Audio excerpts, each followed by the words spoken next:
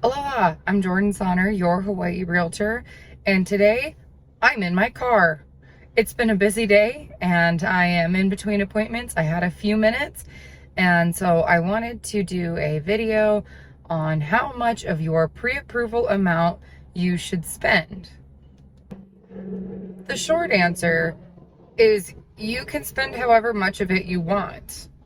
The slightly longer answer is that there are several factors to consider when deciding how much of your pre-approval you're going to spend. Essentially, once you get pre-approved, that is the amount that you are allowed to go up to borrow for a home. So if you're pre-approved for $500,000, that means that you can go up to $500,000. It doesn't mean you have to look at homes that are $500,000. You can look at anything under $500,000 as well.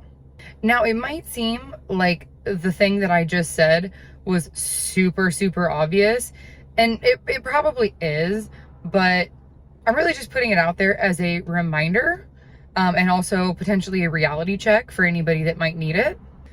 The thing is, at the end of the day, you want to be looking at what your monthly payment is going to be, not necessarily the price of the home. So when you're shopping, keep payment in mind as much as, if not more, than price. Everyone has a much different opinion on what their monthly housing budget looks like, what percentage of their income, what dollar amount, etc. And this is something that is going to be unique to you and to your family and your needs.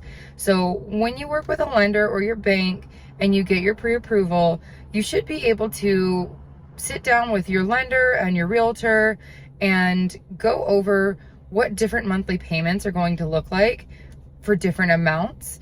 And versus, if it's a single family home versus a condominium where you're also going to have HOA dues, how that's going to affect your monthly payments. What you're doing when you get all this information together with your lender and your realtor is you are starting a checklist, and you are knowing what you want and what you need before you start shopping. This helps you be more targeted and more focused. It helps you not waste your time looking at properties that either won't work for you, or you don't feel like you can afford, or really are too far below your budget and you want something that's, closer to your economic standpoint and what you can afford. So over the years, I've really tried to sit down with my buyers that are using financing and look at what their monthly payment is going to be, rather than just shooting for the top of their budget.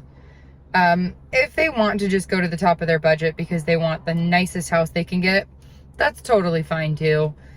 Or if they want to employ a more conservative strategy to make sure that they have monthly payments that even in a pinch they'll be able to handle, then we tailor our search to look for that.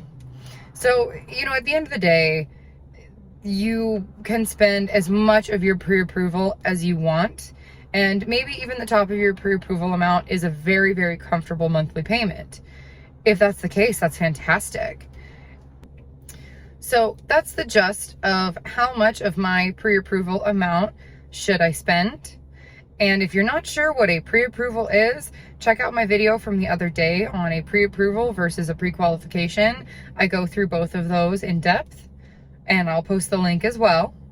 And stay tuned. I'm going to be doing a video very soon on the neighborhood of Hawaiian Paradise Park.